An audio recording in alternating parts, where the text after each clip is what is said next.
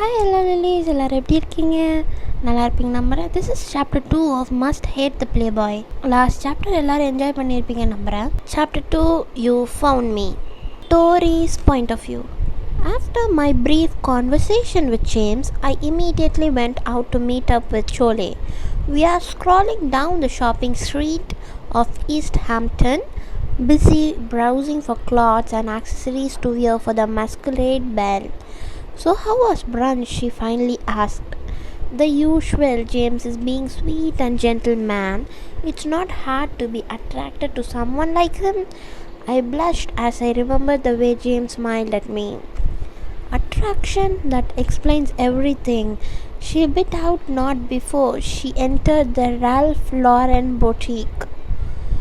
I followed her inside and asked, "What are you implying?" "Excuse me, I'm Charlotte Lois and this is my friend Victoria Page. We are here to see our dresses." "Right away, Miss Lois, Miss Page." The attendant gave both of us a nod and ushered us to our nearby couch. She told us that she'd be back with the dresses. The moment she was out of the sight, I turned to Chole again. "Chole, what do you mean by that?" "Tori, it's a natural to be attracted to James. He is good looking, all right, but attraction is different from affection. And you perfectly know what I mean by that." She couldn't possibly think that I was just after the looks. "It's not the look that I am after. He's sweet and so kind. Yeah, you have this little crushes for Princess Charming types, but never goes beyond that. It simply fades away whenever a dark night appears. Just like that, what happened with Nathan," she pointed out. This information turned me red. After I came back from Mexico, I decided to tell everything to Chole, from simple lie on how things started up to the very last detail. This also includes my feelings towards Nathan. The part made her very hysterical. She never let that one go so easily. She claimed that she was very persistent on telling me that I have feelings for Nathan, but I just lied to her and denied it wholeheartedly. I told her that at the moment, the reason why I did that was because I thought it was her that Nathan liked, but little did I know I was really me that he did like. I kind of felt that universe is really toying with me. Why am I this slow and native when it comes to other people's feeling towards me? Sure, I was smart in books, but when it comes to life, I sucked. At that moment, I wondered, if I learned that it was me that Nathan likes, will I have the chance to be in a relationship with him?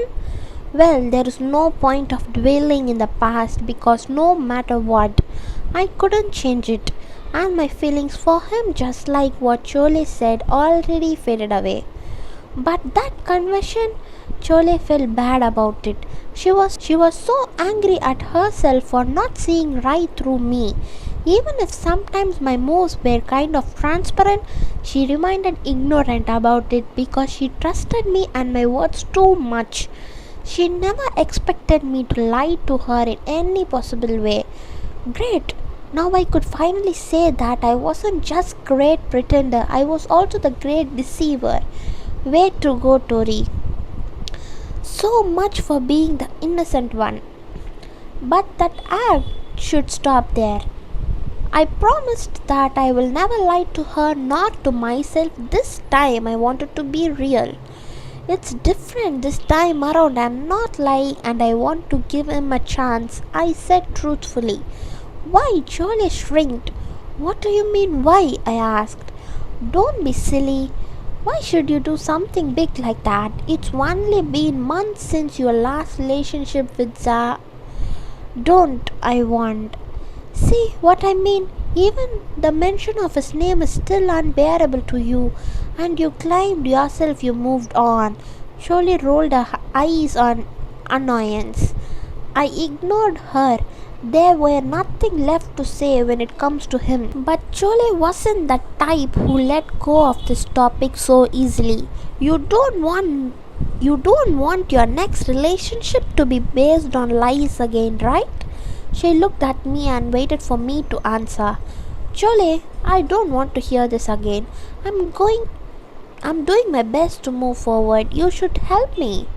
I'm helping you. I'm trying to save you from another mistake that you're going to make. You're not dead over him. Don't give me this pathetic, pretentious act again. Tori, we had passed that and I regretted it for not seeing through you before. But now I know that what you feel for James is nothing close to what you felt for him. That's not the point here. How will I know if I will feel something bigger if I don't take the risk of trying it? I saw Jolie shrugged her shoulder as if she has defeated. But then again, this was Charlotte. Lois and giving up wasn't in our vocabulary. Just don't rush, okay? Think this through. There's a perfect timing for everything, and I believe that this is not at the right time. Trust me on this. She pleaded. Why, Jolie, why do you always have to say the best word? You keep me confusing. I wanted to get out of his grip, but you don't let me. Tori, being in a relationship is big responsibility you have to take. You're not just doing this for your own. You're also accountable for your other half's feeling. So love when you're ready, not because you're lonely. It will just not work. She smiled at me as if she knew what had been running inside my head. I don't know what else to say or do. I couldn't keep on arguing with her regarding this because I always lose in the process. But if what she said was true, then let us bell be the sign for the perfect time. We finally let go of the topic the moment our dress came out. We are both excited for a fit and forgot about what we have been talking about. Jolie's dress was beautiful. It's ruffled flipper dress. Perfect yellow floral with a few touch of black. A one-of-a-kind Ralph Lauren vintage dress. It fits her perfectly and flawlessly. Mine was pretty as well. It's a gold shimmery Ralph Lauren dress that hugged every curve of my body perfectly. It was simply divine. Once we are done, we thanked the attendant and she told us that she'll have it delivered to the villa tomorrow. Now all we need to do is to find a mask. I find it hard to choose one since I don't want to be so obvious that it would be me. I want James to have a hard time finding me in a sea of people. As I took the sign of the gold weighting mask with Swarovski crystals giving it an exquisite look, I decided that this is one. It perfectly matched my outfit. For some unknown reason, I was kinda excited and nervous at the same time. It's the night of Masquerade Ball. Jolie and I were busy preparing. We have our dresses and accessories on. I had my hair done with help of Jolie. It was perfectly curled up in a place. You sure want to be found? She remarked the moment I put my mask on. Oh, shut it. I rolled my eyes to her. By the way, who's your date? I happen to be coming along. Thank you very much, she replied dryly. Ever since our last breakup with Greg, Jolie had been very picky when it comes to dating. It was as if she was having trust issues with men. Come on, you're not giving up dating, are you? She put on her yellow velvet butterfly mask and answered, if someone can find me without even knowing that I am Lois, well, that's going to be a date. She turned her heel and started to walk out the room, heading to the car waiting for us. Dating problem. It was Jolie's idea to be fashionably late, so when we arrive at the party, we'll be unnoticed clearly. She just doesn't want James to find me. We settled in the excused herself to get some drinks. I was left at the table and looked at my surroundings. The party was a blast and everyone was having a good time. There were also quite number of people dancing. Only few minutes later, my eyes landed on a guy standing by the door frame, facing me despite the crowded surrounding. My eyes just settled with him. I smiled, and that was the time he started walking towards my direction. James, wow, that was fast. I never expect him to find me this instant. I guess this time the universe is sliding with me. I waited for him to come over. The place was dim, just enough for us to see where we are going. I watched his every move. He is wearing a nigh teardrop feather mask, and his perfectly disheveled golden brown hair made me realize that it was him. I couldn't quite sign his lip, but I perfectly know that it was curled up into a grin.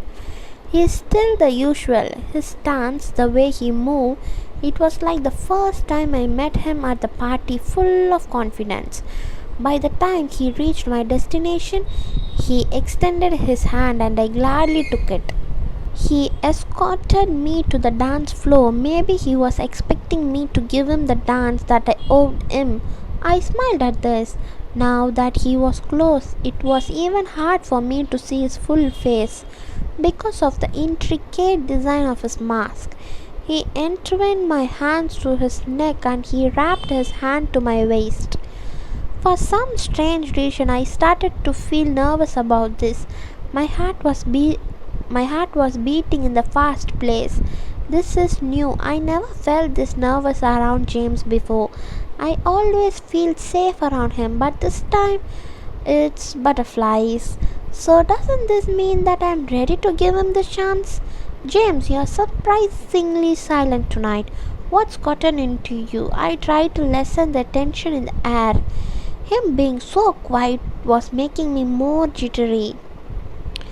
He just continued to swag me in the rhythm of the music. It's perfect and I was feeling happy about it. He leaned forward and I could tell that he was about to whisper me something. He was so close that I could feel his breath, sending shivers down to my spine. Stunning always. The moment those words came out, I immediately frozen. Aside from the fact that it was very familiar, the voice indeed was familiar as well. No way, I was breathing so heavily, unknown of what to do. I don't even know if my hunch was right. He leaned back at this time, a glint of light shine over his feathers, making me sight his eyes. The pools of grey. I saw his signature smirk, and that was the time I slumped my hands back to my side. It can't be him. No, there was some mistake. There's no way that he'd be here. This is just some random guy that had mistaken me for someone else. His eyes never leave mine, and I couldn't look away either. I could feel my heart ready to explode any minute now because of its fast beating. He turned around and stared to way away. I stayed rooted at the same place for I don't know how long. I was out of my reverie. When I felt someone tap my shoulder, I turned around and saw the people that I had been waiting for. The guy with the golden brown hair wearing a simple golden mask. He took it off and greeted me. I found you. I stared blankly at him. James?